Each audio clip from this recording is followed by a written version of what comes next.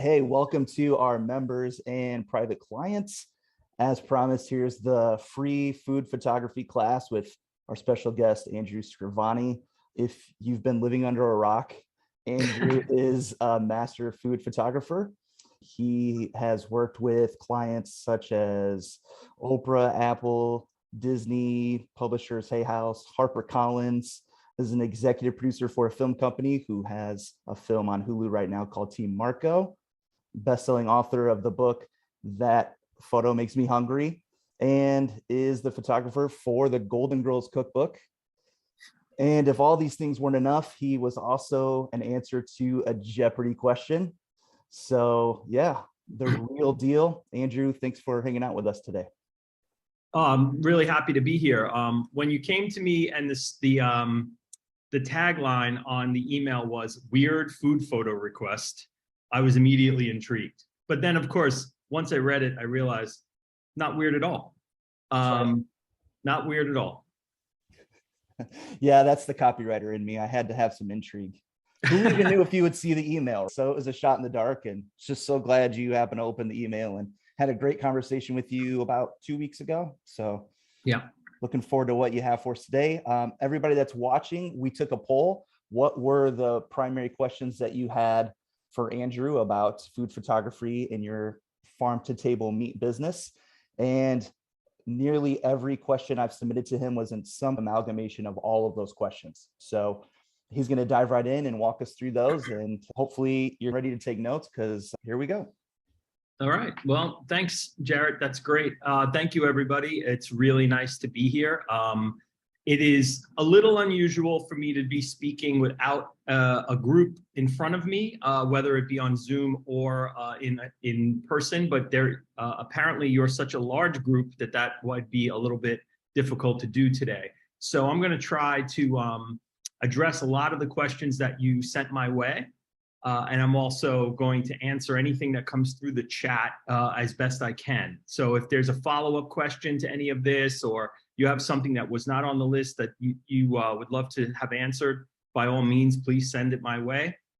A big part of what I do at this part in my career, besides all the stuff that Jarrett mentioned, is that I run my own teaching academy for food photographers.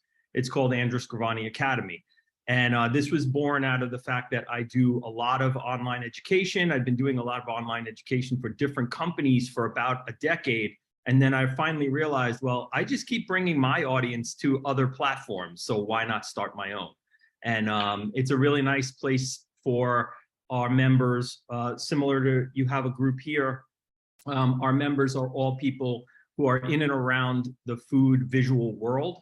Not everybody is a food photographer. Not everybody is a professional. Some people are food purveyors. Some people are food stylists. So it's a really nice group of people to bounce ideas off of and to get some feedback from. So if you're interested at all, I'm happy to talk about that later, but I just wanted to throw that out there because I just wanted you to know that I'm coming to you as a teacher before anything else. So that's been a big part of what I've done in my life. So, all right, well, let me jump right in. Photographing meat in general is one of the harder things that you can try to do as a food photographer. Whenever I would begin a beginner class, we would always talk about things that are really hard to work with. And one of them is always meat.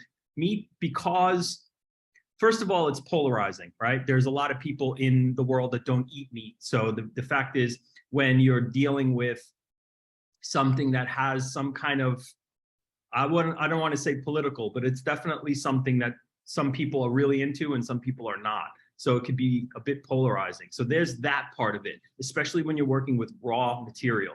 I really like photographing raw meat. I think it's beautiful. I think if you photograph it well, in nice light, or as things are cooking, it has a lot of emotional component. And this is primary to how I teach people how to shoot food, is that we need to tap into our own experiences. And being that I would think that as a group of farmers, you have the experience of what I call the continuum, right? For me as a food photographer, and what I usually teach, the continuum is from raw ingredients to empty plates. And everything that happens in between is a food photography opportunity. Now for you, obviously that continuum begins at the farm and goes all the way to the table and beyond. So you have all of those opportunities in telling the narrative of your story as a farmer and the things that are important to you and the things that are emotional and important to your customers. And I think that the more we tap into how we feel about our food, where it comes from especially, and then where it ends up and the care and craft that it takes to get it from the farm to the table, that should be evident in the photography. And the way that we do that is, first is to pay attention to that part of it. And second is technique. So I want to get right into, without any more preamble, so your questions. And the first question quite often is the most important question. And that is, how do I get the lighting right? What's really important about lighting for food? And one of the things that I think is really important, and what has happened over the last 20 years in food photography, is that we've gravitated towards a natural looking light. And that it means it doesn't look like it was photographed in a studio. It looks like, let's say you walked into a dinner that was in a beautiful room with light coming through a window. What would that look like to your eyes? That's what our experience is with food quite often, is that we're indoors or maybe even outdoors. But the idea of it in a natural setting is really important, because we want people to feel like they can make a connection to the food. Now, when something is precious and lit perfectly and everything is in place and the napkin is perfect and the fork is perfect and everything is kind of set, it just feels almost artificial. And what I try to do is work around the lighting is a more natural light technique. So the way we begin this is to think about how to use natural light and how to manipulate natural light. This is before we start setting up any LED panels, or we start setting up strobes, or we start doing any of this stuff. Because honestly, the best equipment you have is the sun and whatever camera you happen to have on you. Everything else is technique. So here's how I approach lighting for food. And this is across the board. And I'll explain why with meat, it's even more important. So if you're looking at your subject and it's right in front of you, I call that the diner's perspective, as if you are sitting in front of a plate of food, or you're sitting in front of a table, or you're standing in front of a counter. That is the diner's perspective. From the diner's perspective, I want to see the light raking in left to right across my table. That is directional light. This is really important because of the way that the directional light will play against the food. Because what we're trying to do with photography and lighting is create contrast. Because if you do a simple experiment, and I want you to try this the next time you're trying to shoot food, put the food in front of you, have the light coming across your table, then move your body and shoot with the light, and then move around and shoot against the light. And then take a look at those two pictures. You're going to see a radical difference in what actually you see in your lens. Because when you shoot with the light, everything flattens out. It gets very boring and gets very flat. When you move against the light, everything gets dramatic.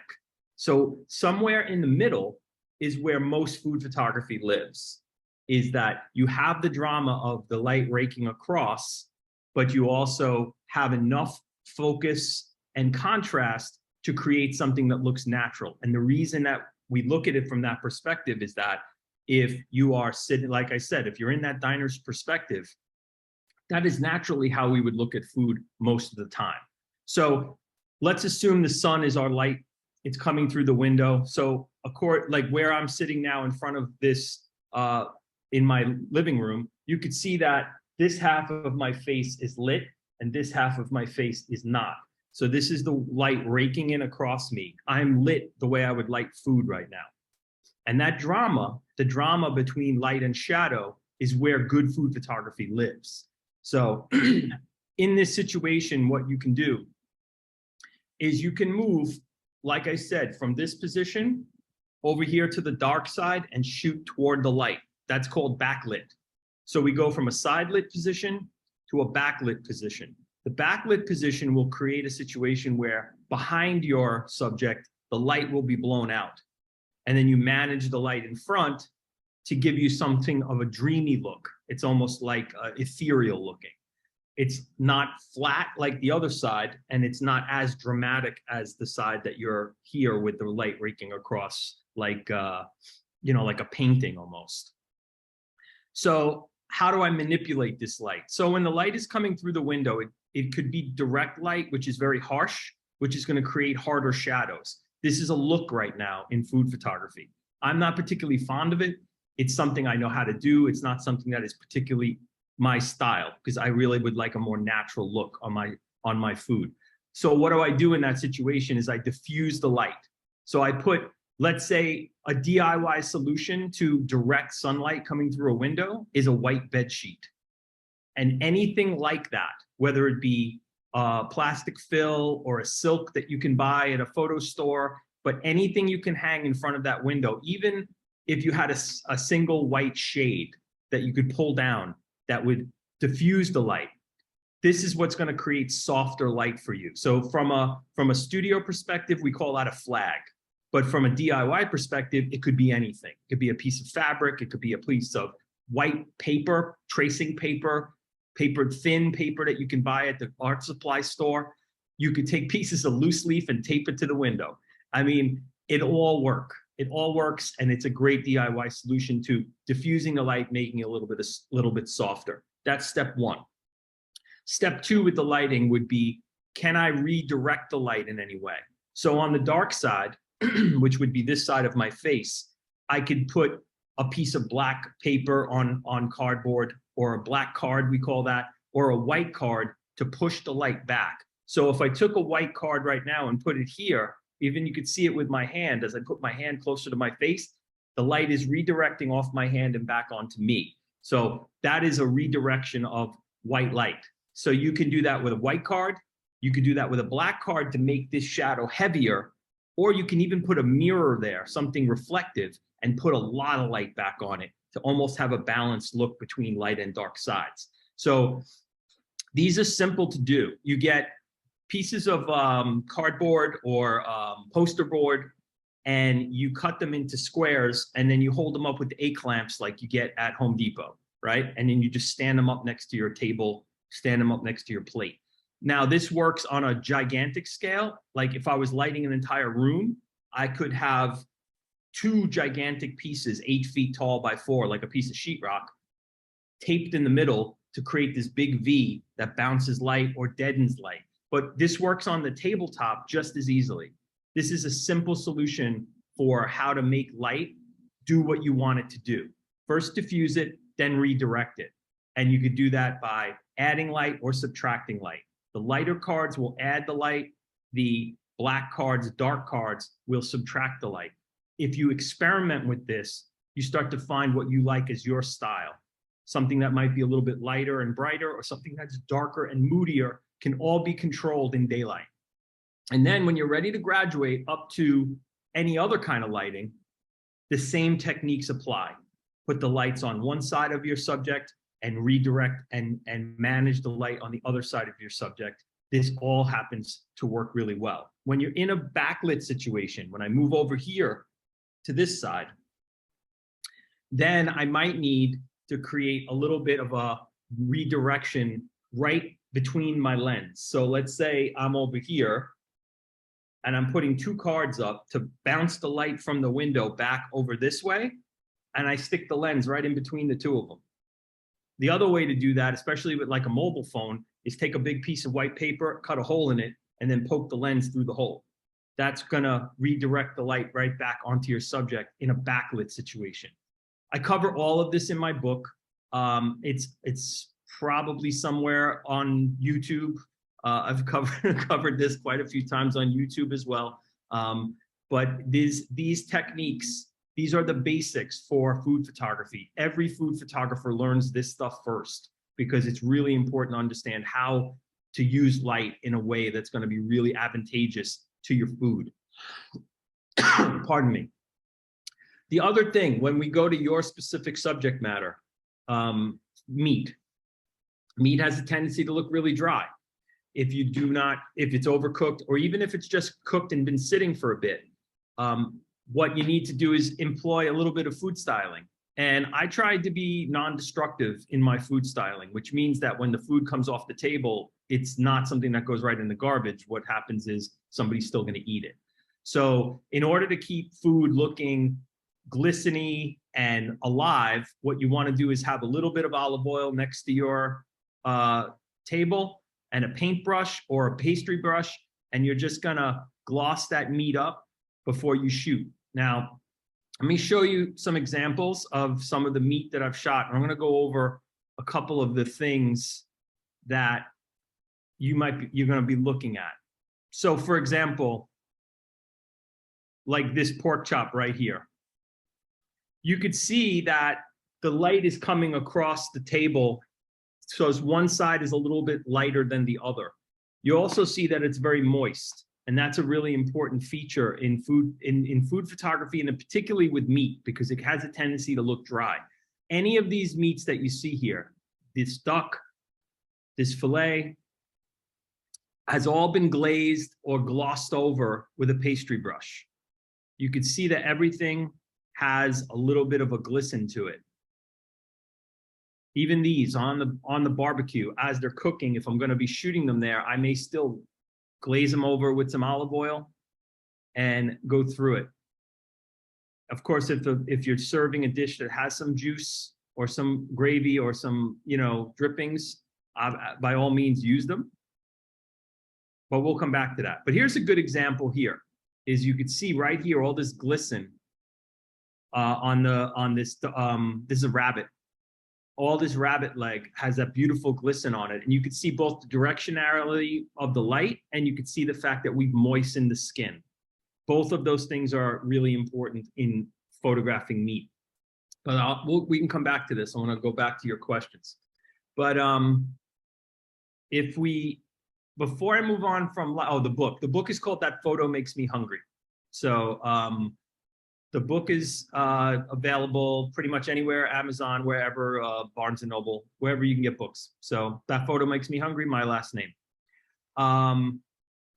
So I think we answered question 1 and question 2 with the same opening here, is that what if I don't have lights? Well, the sun is your best friend. It's just about finding the best position in your space. And I've made this joke many times while I've been teaching, is if the best light in your house is in the bathroom, shoot the food in the bathroom. Because, southwestern light is the best light for food photography, at least in my experience. Because what you're getting is you're getting just enough direct sun and just enough diffuse sun in that orientation, where you could tell in your home wherever the sun starts in the day and where it finishes. And what you want is sun that's coming in at this angle, not sun that's right over the top. Because the sun right over the top is just going to create a blanket of light that's very flat.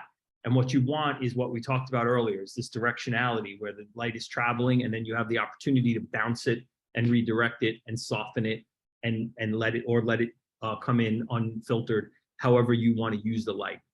So these are really good basic concepts to keep in the back of your mind whenever you go into any food shoot. So hopefully that's helpful. If you are going to graduate to using lights, what I would suggest, particularly because we're shooting most often stills and video, particularly for social media, I would recommend continuous lighting for a couple of reasons. One, it lets you toggle between video and stills, but also it's what you'll be familiar with, because the idea is that you're working with a continuous light source, the sun, and then you move to a continuous light source like an LED panel. It's also controlled. You can control the light temperature.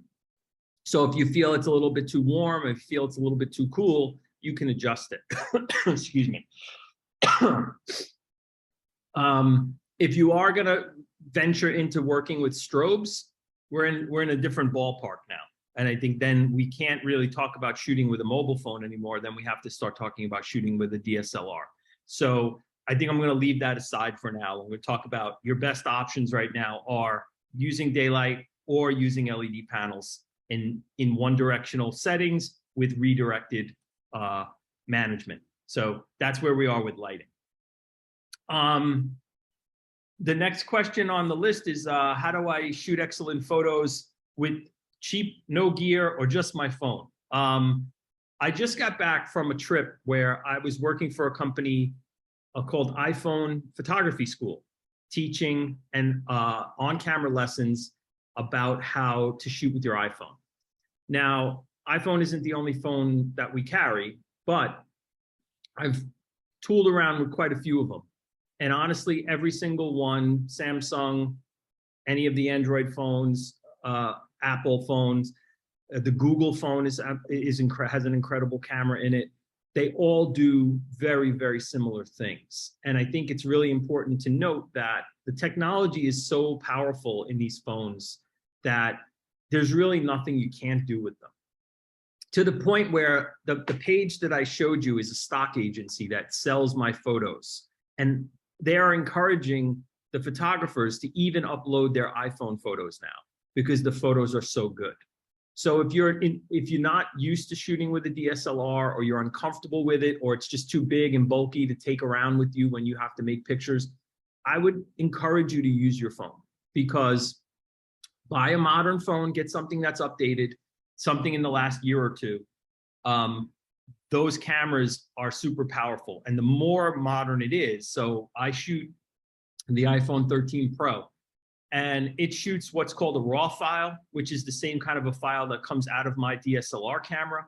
It gives me all this potentiality in post-production. So if I drop it into Photoshop or Lightroom or any of the post-production software, it acts like a file that came out of my DSLR camera. So I have all of this control over color and light and shadowing, and it's really remarkable. So if you get a phone that's up to date, the possibilities are pretty endless with what you could do with it. And there's so much good learning online about how to handle these cameras, because they're a little bit different, and they take a little bit of finesse to get certain things right. They don't do everything that a DSLR does, but it does quite a few things. And I would absolutely encourage you to start there. If you don't have any gear, if you don't have any, lighting, whatever, daylight in an iPhone, a couple of pieces of paper and a couple of A clamps, you can get a whole lot done in food photography, for sure. So that goes to question 4, which is, what's the required equipment? And like I said, I think having some light diffusion materials, things that you can manipulate light with, is absolutely that's a must. That's something you must have. And I think that when it comes to the camera equipment, as I just said, I think an iPhone is fine. But if you're going to use a DSLR camera, what I would recommend is using, I use a 50mm macro lens almost exclusively. It's an amazing piece of glass, because what it does is it gives me the right frame that I want, but also allows me to get really close to the food to get those really beautiful detail shots. So it's a very versatile lens. If you don't get a macro lens, you won't be able to get super close without using a telephoto lens or a longer lens. So if you only have the budget to buy one lens, buy a 50mm macro. That's what I would do.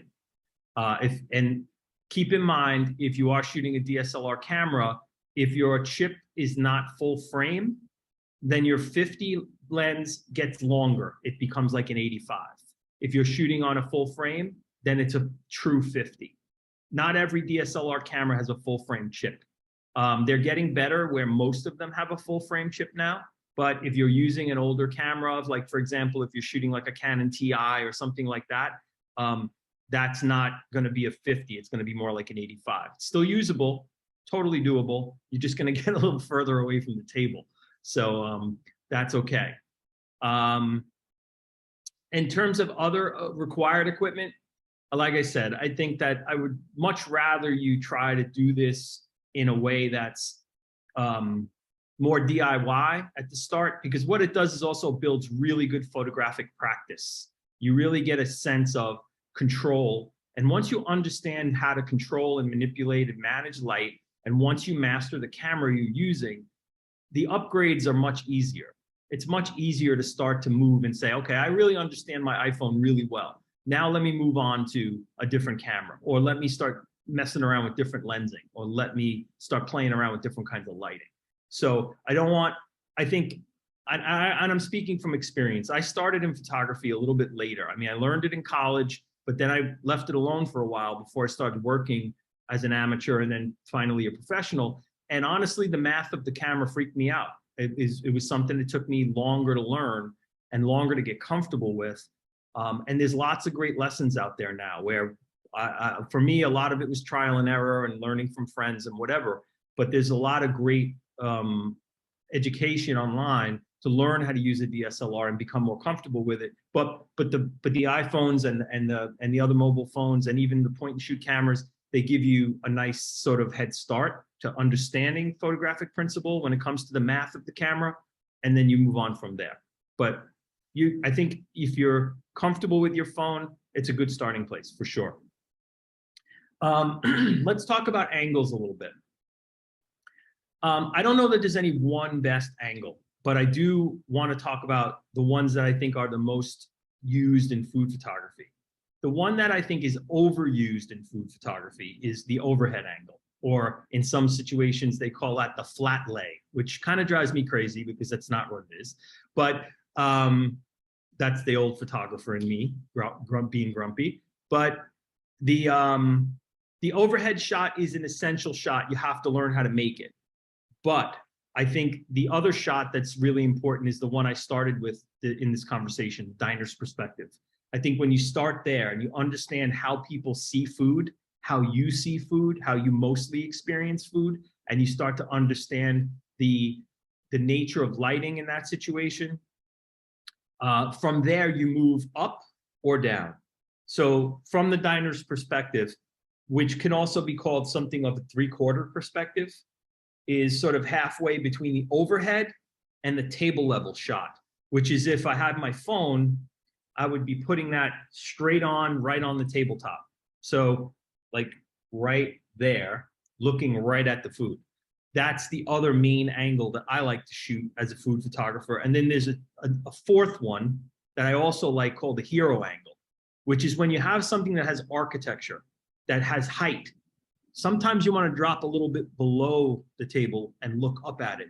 A typical example of a hero shot you're all familiar with is a McDonald's hamburger.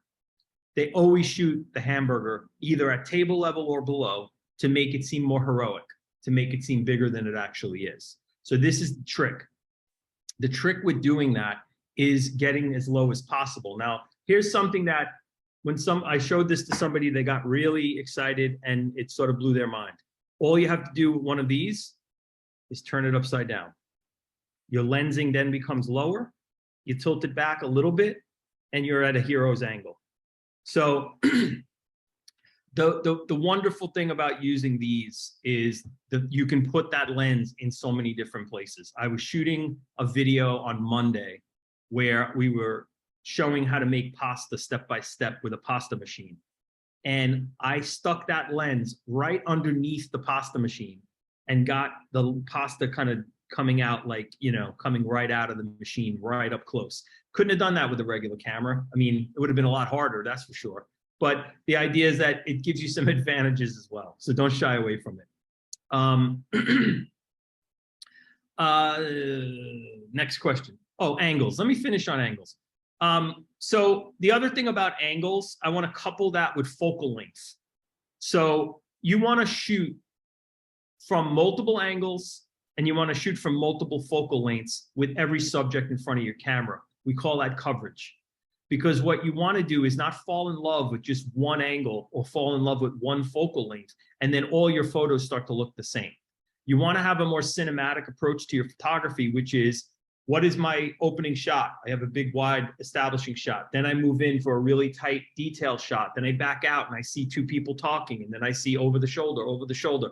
Yes, I'm talking like a movie director now. But the reality is that all visuals work this way.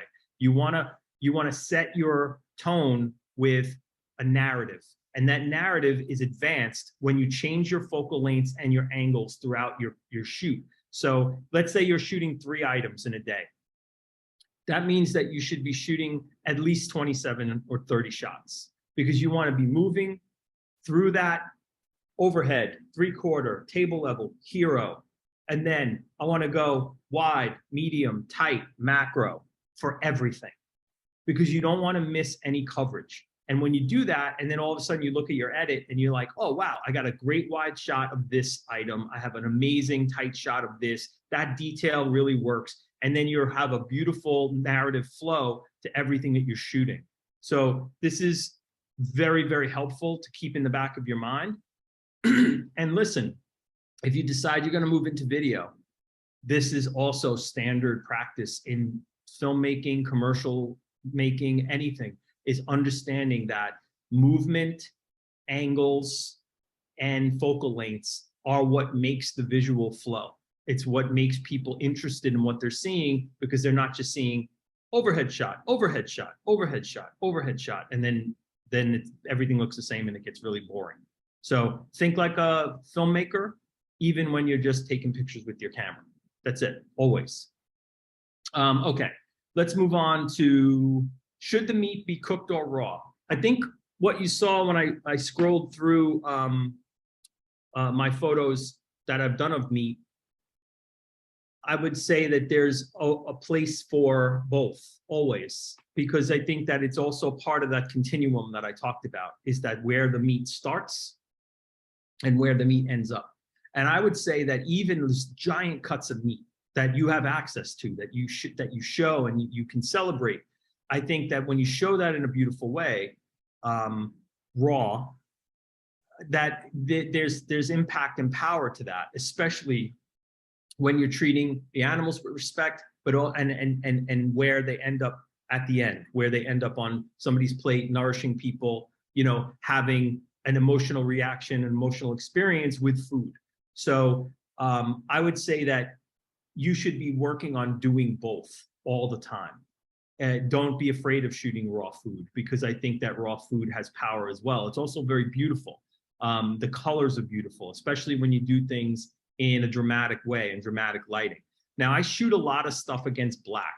I let the room go out to black, or I shoot on a black surface. And I think that a lot of times, especially with raw food, that really helps, because the colors are so rich, it really helps sell that idea. And when you have a beautiful cut of meat, raw on the table, let me just go back to this, because I have some examples here that we can kind of talk about. So like the idea of just seasoning raw food, there's a couple on here, or even like these are just hitting the grill where they're not quite cooked yet, or these beautiful short ribs.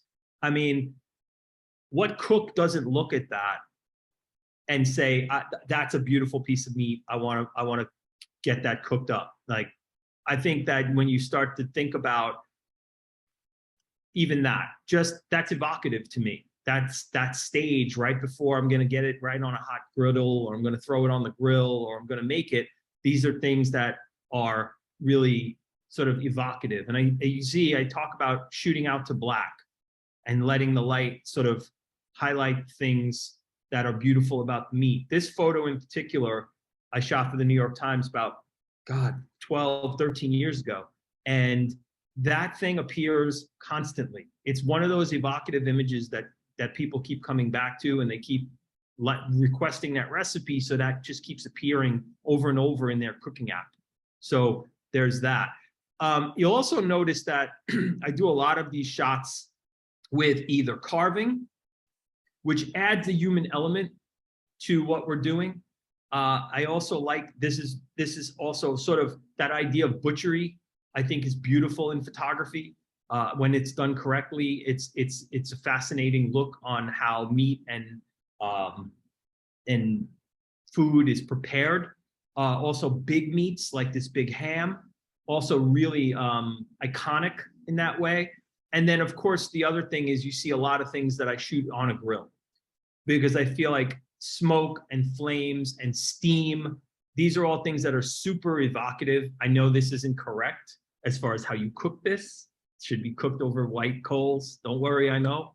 But when you get something like this, you get all that steam and you get all that smoke coming off a griddle. It's got life to it. It's what we experience. You can almost smell the food. This is what kind of adds the idea of the human interaction with our food to your narratives. Getting utensils in spaces, getting hands, getting the implication that food has been taken away instead of just a perfect plate of food. There's a lot of different things. Even the serving idea of hands bringing the food in. We experience food as people. And I think it's important to understand that how we interact with the food is primary to how we are going to sort of experience it. Food doesn't just appear magically. There are farmers who are raising it. There are butchers who are butchering it. There are, grocery stores that are selling it. And then there are cooks that are buying it and making it. And then finally it's being eaten. Everything in between there is fair game as far as the photography is concerned. When they're talking about telling the story of your products, this is really, really essential. Okay. I think number 7, the question 7 is, how do I make meat look appetizing? I think quite often, making sure it has that beautiful crust on it always helps. Making sure we talked about earlier about how I glaze over things with oil and make it look moist. Not overcooking the meat. I know that not everybody loves rare or medium rare, but not everybody loves rare or medium rare meats, but that's how they photograph best.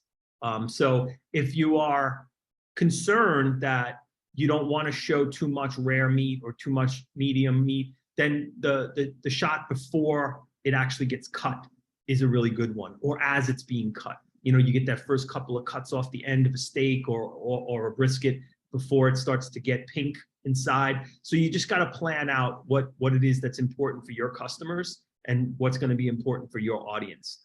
I don't technically worry about that. I photograph it the way I think that most cooks would make it, or most chefs would make it, because it's a broader audience. But the idea, if I had a very specific request from a client that said, hey, I want to make sure that this isn't too rare because I know my audience isn't going to like that, well, then I would adjust as I go. So everything is fair game when it comes to what it is that you are doing market research on and what you're figuring out is the most advantageous way to photograph your food. Okay, so some background or table setting ideas. I have a tendency to do things in a very minimalistic way. I feel like a lot of food photographers, particularly newer food photographers, are afraid of negative space. They try to fill all of the frame with stuff. Here's a salt shaker, here's a glass of wine, here's a bottle of wine, here's a napkin, here's a utensil. And all of those pieces are fine if they're telling the story that you want to tell. If you're sticking them in the frame because you're afraid that it's too sparse or there's not enough to look at, remember what you want them to look at. You want them to look at your product. So if you highlight your product beautifully, beautiful light, great focus, doesn't have to be in the middle of the frame, it could be off center. The idea is those ancillary pieces are things that you want to make them complement the hero. So that's the language we use in photography. The thing that you want everybody to focus on is called the hero, right? So if my steak is the hero, then everything else either has to complement that or it shouldn't be there. So the joke from a lot of the editors that I've worked with is that in food photography, they've gotten really sick of the artfully thrown napkin, right? And how many people have an artfully thrown napkin on their table? I am a realist when it comes to food photography. I want to look at food on the screen the way it would appear in my life. And when I look at food photography that feels overpropped or over styled, I don't feel like that's real life anymore. I don't feel like that's the majority of the audience looking at it going, I don't eat like that. Like even in restaurants these days, like white linen. Who goes to restaurants with white linen anymore? 9 out of 10 restaurants are casual, even your better restaurants or the places where you have famous chefs or whatever. It's way more casual than it used to be. Fine dining isn't defined by the china and the silverware and the napkin and the tablecloth anymore. Fine dining is defined by the food. So I think it's important that as food photographers, we tell that story too. And I think that the farm to table movement, which of course is not new, this is something that was born in California 35 years ago and is, progressed through to modern time. And this is the majority, I would say, of better restaurants across the country are getting their fresh ingredients locally, buying meats and other, purveyed items from farmers that are in the region. This is definitely something that both the diner wants, the chefs want, and I know that you're providing for them. And I think this is why it's important to keep it real in that way. We don't want to get too fancy because the majority of us are not fancy. We're just regular people trying to eat and want something that looks beautiful and want to make me hungry. The reason I named my book that was because it was the compliment that a lot of people told me throughout my career. Wow, your photo makes me hungry. So the idea is that that's what I'm trying to help all of you do as well, is that use the photography to make people want to buy, experience, participate with your products. That word participation, it's paramount to how I approach food photography, and I hope I would encourage you to do it as well. Is you want the audience to feel like they're participating in the food, not observing the food. And I think that's that is in a nutshell about what I was just talking about keeping it real.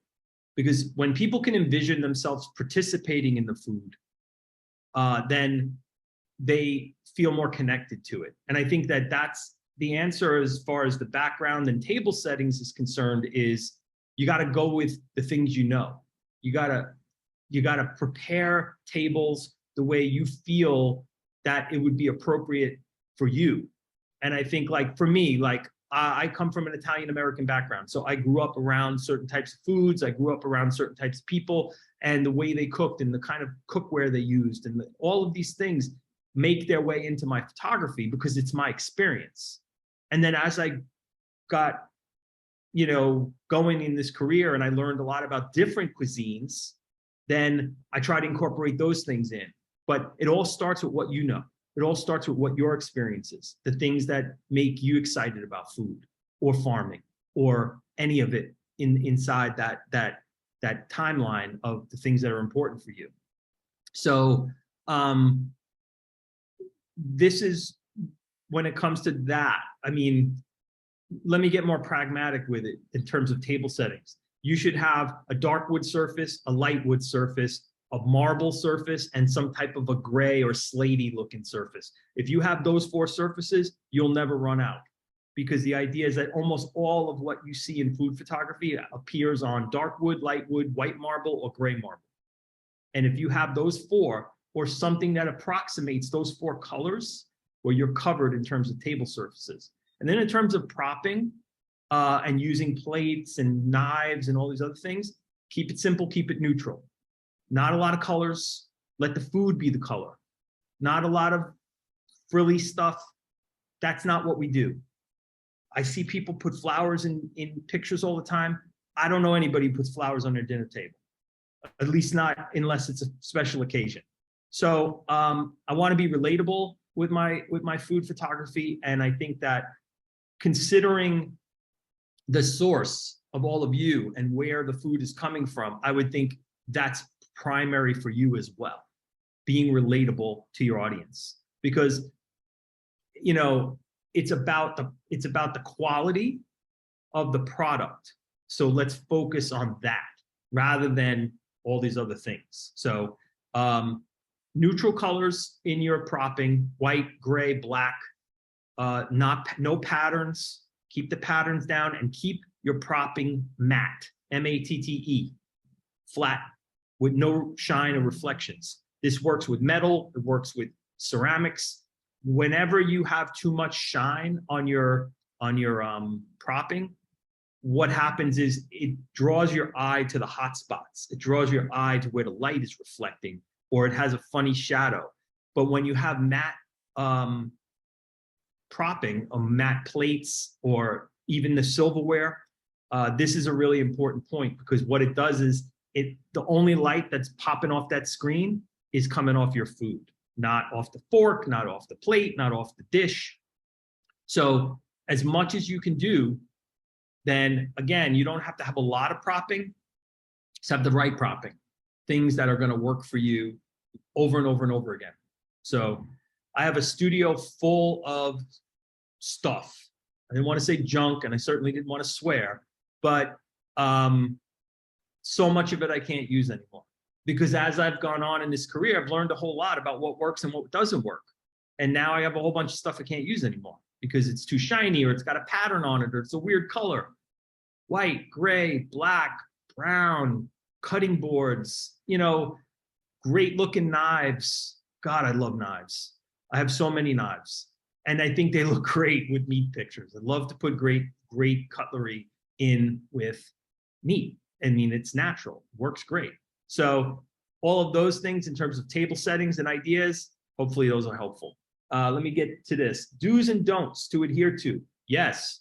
First one I talked about earlier, do not shoot with your light. And I'll give you a prime example of what that is. People shooting with the flash on their phone or their camera. You cannot flash food directly from the lens. That is going to flatten everything out, make it horrible. It is definitely the first and most primary don't when it comes to food photography. The light needs to be off lens. It cannot be on camera. So that's important. I think I've gone over plenty of do's throughout this today. So we can kind of just defer to those other answers. And hiring a photographer locally. This is the last question on this list. This is a really important thing because I know that if you're not used to purchasing photography and if you're not used to dealing with photographers, the pricing is going to sometimes feel like you're going to get sticker shock. But here's a couple of tips when you're working and hiring a good local photographer. First of all, understanding what usage is. Usage of our photos. The analogy is that I've actually seen recently online, which is a really great analogy. If you think about ownership like a musician, when you listen to a song or you purchase a record, you're using it for your personal use, or let's say I'm enjoying looking at the photos, that's free. But once we start to say, oh, I want to use that song in a YouTube video, well, then I need to license that song. Or I want to use it in a movie or a commercial, then I need to license that song. It is exactly the same with photography. When you contract a photographer, what you need to understand is that you need to define the usage that you want or need. You do not own the images. If you want to own the images, it's a lot more expensive and it's really not necessary because the lifespan of those images is very short. So you want to create a contract with your photographer where you understand the usage. Well, I'm going to use it on the web. I'm going to use it on my social media. Oh, I want to use it on print. Oh, I want to put it on the side of my truck.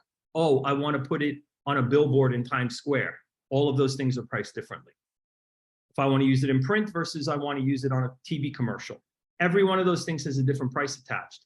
And just because you hire a photographer to shoot for you doesn't mean you own the images that they shoot. You contract the amount of imagery you need. You define what it is that you want to use those images for, and then you contract the length of which you want to use them. So let's say I want to use them in perpetuity. Okay, great. I want to use them forever. That still doesn't mean you own them. It means that you are licensing them for life. And you can make that arrangement with your photographer, just costs a little bit more money. So when your photographer starts talking to you about usage and asking you a lot of questions, they're not trying to trick you and they're not trying to back you into a corner. What they're trying to do is understand what your needs are.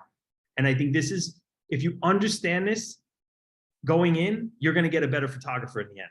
Absolutely going to get a better photographer, because the photographers who don't understand this, they haven't been in the business long enough to give you what you really need, to give you imagery or even the service that you're going to need as a professional who needs professional imagery. So go through the process of letting your photographer educate you about the rates in your region, and it's different everywhere. Here in New York, California, Texas, Anywhere where there's large populations, it's going to be more expensive. Production is more expensive. Rental is more expensive. Getting a studio is more expensive. All of it. Food is more expensive. Everything's expensive. So, but when you get into smaller towns and places that don't have large populations, then the pricing starts to come down a little bit. So you still need to kind of negotiate. But if you're only going to use your images locally, let's say, I want to use my pictures on my website, on my social media, and to advertise locally in Oklahoma, let's say, okay? But you all of a sudden 5 years later are now a national brand. Well, now that same picture that your photographer took for you for a local usage is now 5 times more expensive because it's national. And then if it goes international or global, then it becomes even more expensive. So that's really how usage works. I would say that a good way to find a good photographer in your area is social media or LinkedIn. These are really good places to look for good photography because you're going to find people that are already marketing themselves as photographers. And you will find that if they're in your area, they're already familiar with the pricing and how to structure production around what you need. So these are things that these are resources you can call upon when you're looking for good photography. Now, the other thing, obviously, what I showed you is stock photography. I work with Adobe Stock. That's who houses all of my, well, I wouldn't say all, because some of my work that I did with the New York Times for many years lives in another stock agency called Redux. But there's Getty, there's Adobe, there's Redux, there's what's the other one? There's a couple of food ones. Oh gosh, I used to belong to it too. I can't remember it right now. Anyway, there's a lot of stock agencies out there that have a lot of quality food imagery.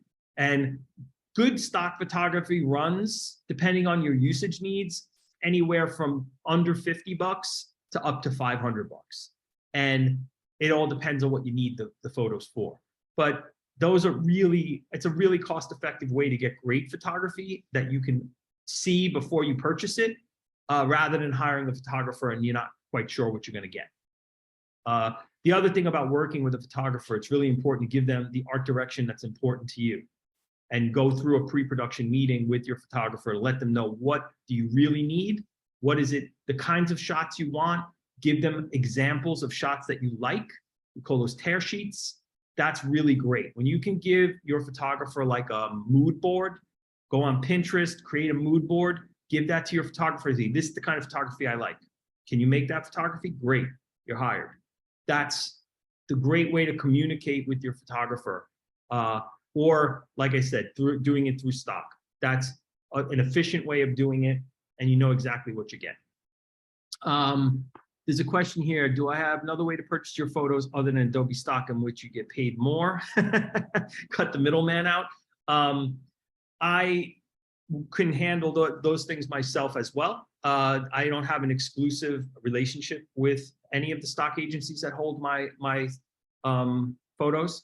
So the middleman's not that bad in my case. I'm part of a premium collection, so I'm doing okay with the pricing they set for me. But I'm always happy to answer or field any questions about stock privately as well. It's not a problem. So, Jarrett, do we have any additional questions that have come in through the chat throughout this? Because I'm happy to stick around and answer some more. Lacey, at least if there are any, Lacey will copy and paste them in. Mostly what we're getting is people that are very excited about what you've been sharing. Great. So very good stuff. Super appreciated. I guess while we're waiting for another question, how is it that you landed into doing food photography? You kind of mentioned there's a little bit of a journey there for you, if you wanted to jump into that a little bit. Yeah, I learned photography in college. My best friend in college was a photographer, and I spent a lot of time learning photography with him. And then I was a teacher. I was working as a teacher and a coach. I coached sports, and I was always an amateur photographer. And when I was around 30, started getting an itch to do things more creative, and I wanted to learn a little bit more about photography as a professional, and started hanging around with his friends. And now, of course, he's not a student anymore. He was a professional photographer. So I met editors and I met producers, and I ended up getting an assignment here and an assignment there. And then I got an assignment with the New York Times, and then I got another assignment with the New York Times, and then I got another assignment with the New York Times, and they learned that I knew how to cook. So I ended up being able to cook and style and photograph the food. And then they kept hiring me for about 20 years. So in addition to all the things that you mentioned at the beginning of this, I also was effectually the primary food photographer for the New York Times for almost 20 years. And I didn't just show up and shoot the food. They sent me recipes. I had an entire team and a studio that would make the recipes, and then we would shoot the food. So it was a pretty big operation for quite a long time. They have since built their own internal studio. So where mine was the de facto studio for quite a while, the needs that they had now that they have that cooking app were too great for me or any one photographer to handle. So they built their own infrastructure, and now they're just cranking it out. So, and that's why I went and started making movies. Awesome. Jason had a great question. So earlier you were talking about shooting to black, and you gave some great examples in your stock. How are you achieving that look? Are you just shutting off a light and putting a black sheet behind it? How can we pull that off at home? I think if you have let's say like a window that's isolated, when the light is coming through that window, behind that window into the room, it's going to go dark. And you could also hang, like in my studio, primarily for video, but I also have black curtains that I can pull in behind the table so that it really deepens the blacks. Or you could just do that with a black piece of foam core, or like construction paper, just something, or a big sweep of black paper that you can like roll down. It's really not that hard when you know where your light is coming from, and you can manage where the light is coming in. If the whole room is filled with light, it's going to be much harder. But if the light is coming in a very narrow stream, or you're creating that light with something artificial, and you let that go out to black in the room, and then you can actually add black to that by putting a curtain behind it. Absolutely, that's how you achieve that look. Very cool. Yeah. Last question before we talk about the resources you have available for us. Lacey's asking, are there any tips for photographing meat with people in it? It doesn't seem common, but wondering whether that's because it's too hard, or it doesn't sell, or is drawing people away from the hero? Like, what are your thoughts around it, including people in the? I mean, I think that the examples I gave earlier about the carving shot, I think is always a nice shot, because it sort of speaks to that moment before the meat comes to the table. I think I like that shot. I think it's interactive, but it's also evocative of the family experience of having food together.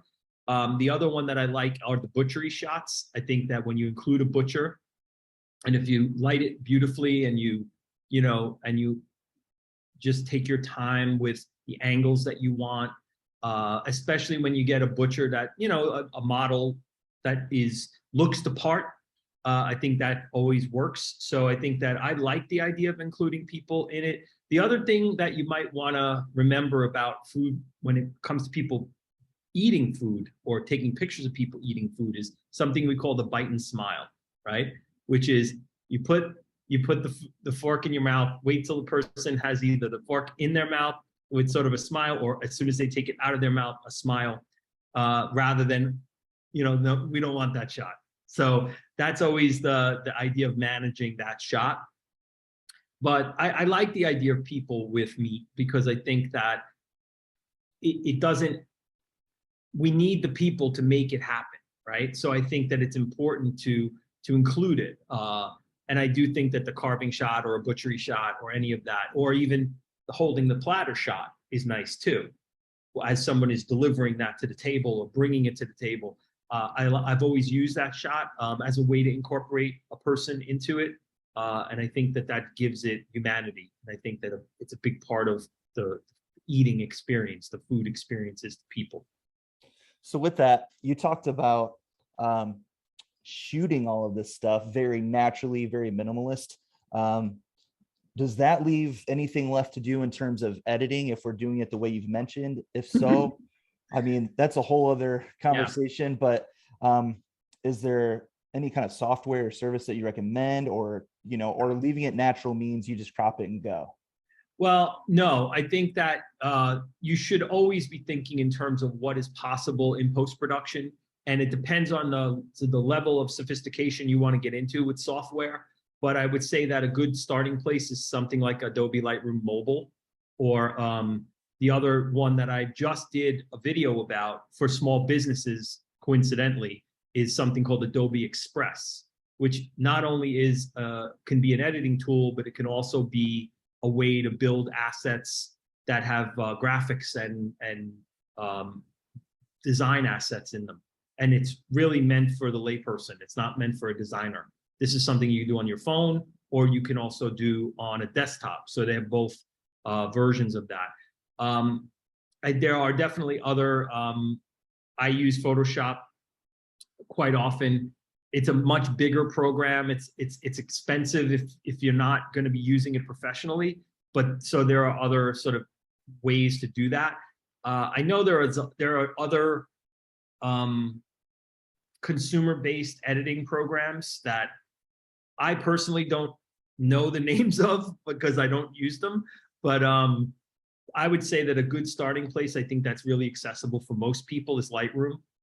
Their mobile version of that is, you can organize, you can put things in the cloud, you can edit, you can even do something which I think is a fantastic feature now that's on all of those products, is remove the background.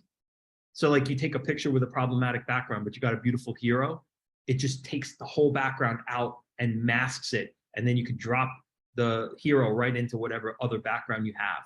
So I was demoing that the other day, and and I'm not a proficient design person, but I was able to mess around with it and really enjoy it and make some really cool assets. Hey, look at my face right now. You see all this light on the other side now? That's because the light is coming in from the other window. So my light is balanced out from the beginning of the show. Less moody. Less moody, right? Not okay. My light. I need to put a card or something over here. Here, I'll turn mine to you to make me more moody, I suppose.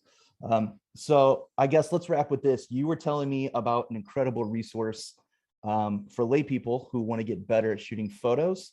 Can you tell us about what resources you have available for us and where we could find that? So I think ultimately the best kind of place for learning photography on any level for free is YouTube. There are so many great opportunities to look at somebody like Joni Simon. Joni Simon has so much great content for beginning photographers. I have a lot of content on YouTube as well that's for free. You can find all of my YouTube content. Well, not all of it. You can find a decent amount of the YouTube content connected to my website under the YouTube tab.